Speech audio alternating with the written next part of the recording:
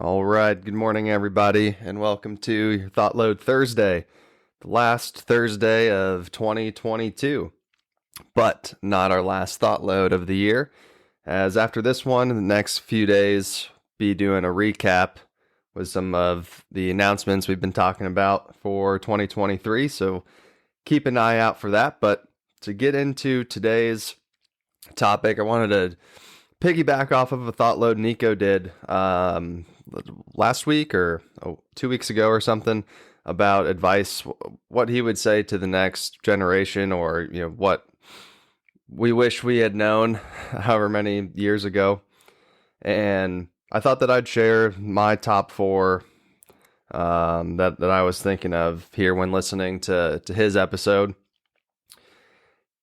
So let's get at it here. So number one, and actually before I start, to preface, yes, this is geared towards what I would like to impart on the next generation or those younger than me. But I think these are some things that I still need to get a little bit more in tune with. So I think even though this is titled Next Gen Advice or whatever the title is actually going to be, I think some of these things can be relevant to just about anybody. So, all right, let's get started. So number one, everyone's on their own timeline. Be patient. You are exactly where you need to be. I think a lot of times, at least myself, we look at other people that are close to us, friends, coworkers, family, and we see where they're at, what things they have, what relationships they have, how much money they have, what their title is, and we compare ourselves to them that are those people that are similar age around us.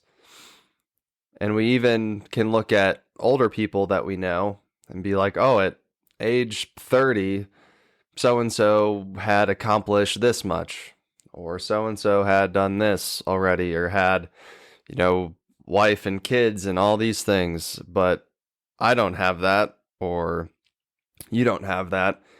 And we fall into this trap of comparing ourselves on different timelines to other people. I think there's no right way to do it. I think anybody can accomplish anything at any point in time in their life. And wherever you are right now, if you don't think that you're where you're supposed to be, I would say that I think that you are. I think that everyone right now is exactly where they're needed to be to learn what it is they need to learn, to grow, to get through the obstacles that are in their way, to then be able to keep following the process on the way to the great life that they want to experience. So we can't get caught up in comparing ourselves to others' timelines. Everyone's on their own timeline. Some easy examples I'll probably butcher here is I think it was J.K. Rowling didn't really do much of anything until I think she was like in her 50s when she wrote Harry Potter. And, the rest is history there. I think Colonel Sanders with KFC was in his 60s when he started that fast food chain. Not everybody wakes up on their 21st birthday and has a giant company or wrote a worldwide bestseller.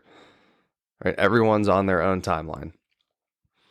And a great book that I've read that kind of accompanies that, as I'll share a book kind of recommendation or book that pairs well to check out, is The Traveler's Gift by Andy Andrews.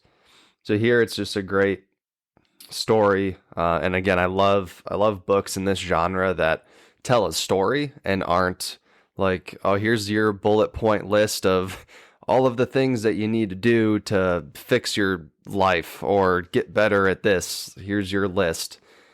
I like books that tell a story and we can learn through the story of what the main character is experiencing. And quick synopsis is the main character is starting to lose everything. Family has declining health, wants to, is out for a late night drive. And then ends up going back in time and meeting some of the world's greatest leaders and thought, or I should say thinkers, of history, and gets to have like conversations with them, like George Washington example. I mean, it's really cool. It's very interesting. All right, on to number 2. One of my favorites is the need to train your muscle of discipline.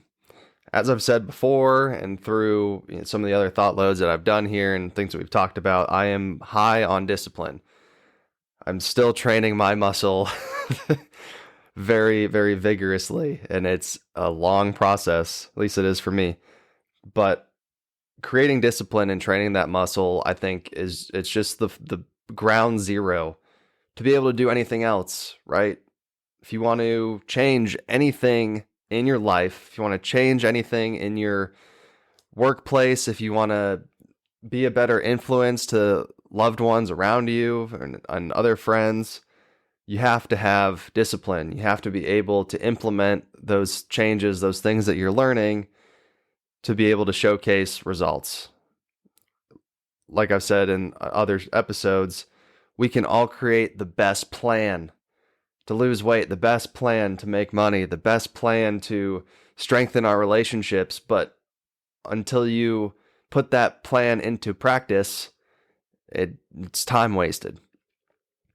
And so Andy Frisella's book, 75 Hard, is a great way to start on your journey to increasing discipline.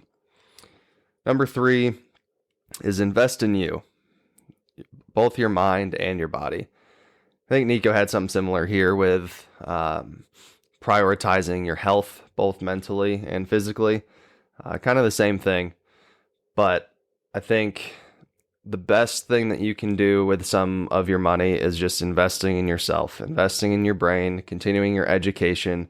You are your greatest asset. And when we start spending money on things and spending time in places that aren't an investment to ourselves and our future, it just the delay is going to be much, much greater in getting closer to what it is that you want. And a great book that I have that helps with this, is a book called Mindset by Dr. Carol Dweck. Goes into a lot of good ways to empower our self-talk, to also a lot of neuroscience on what's actually happening in our brains and what happens physically to us when we think certain thoughts and we say certain things, even when they're just to ourselves. Extremely interesting. And then to wrap up here, number 4 is think about what you can give away to the world, and the rest will take care of itself. Now, I'm not even 30 yet. I'll be 30 in a few weeks. Well, more than a few weeks, March. And even I sometimes don't like these lines that say, and the rest will take care of itself, because it's all unknown. I can't tell you that you focus on giving and you will have endless abundance of whatever you want in your life. I don't know if it works that way, but you will gain something 100%. And in the book, 7 Spiritual Laws of Success by Dr. Deepak Chopra, he talks about one of the things that he said to his kids while they were growing up. And he said, and now he was in a good financial position to be able to say and deliver on this if he needed to, is when his kids were of the age of probably high school-ish, trying to think of what they wanted to do and what jobs and career paths they wanted to do, he would tell them to focus on what you're passionate about, but also focus on what you can give to humanity, what you can give to the world, and get behind that. And if you pursue that 100% and fail, that's okay. Like we'll have a place for you financially, and you don't have to worry about making ends meet. But if you go 100% after what you're passionate about and what you can give away to the world and and give back to humanity, then you will have a rich life. And I think he had a son and a daughter, and the daughter became some surgeon and just loved helping people. And I honestly forget what the son did, but was also successful. They didn't need the safety net of their dad. And so again, thinking about what we can give away, I think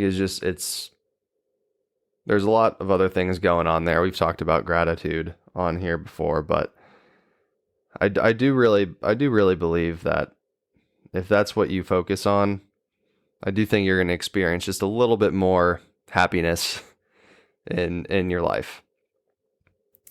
But don't take my word for it. Try it out yourself. And the other book here that I thought was really good is a book called The Go-Giver by Bob Berg and David Mann.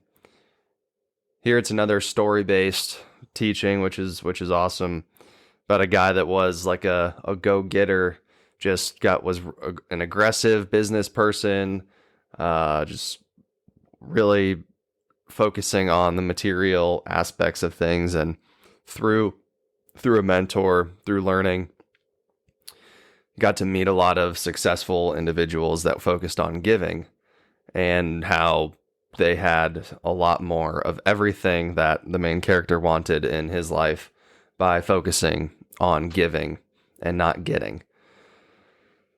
So there's my 4 with some book recommendations there to get started. Again, we will do one more thought load for this year as just a recap, wrap up, and some exciting things we're working on moving into 2023. Again, appreciate everyone for listening this year as we hit some great goals, and for the support. And another great way that you can support us is just by leaving us a review on wherever you're listening. That's a great way that messages can get spread, and it's one of the best ways that you can support us is by leaving a review. So definitely appreciate that. Appreciate all of you. And to wrap up with a quote here from Daniel Lubetzky: "We all have a responsibility to try and make this world better, whether it's through our work, the causes we champion, the way that we treat people, or the values we impart to the next generation." Thank you all. Hope you have a great week, great weekend. And as always, begin the duel, win the day.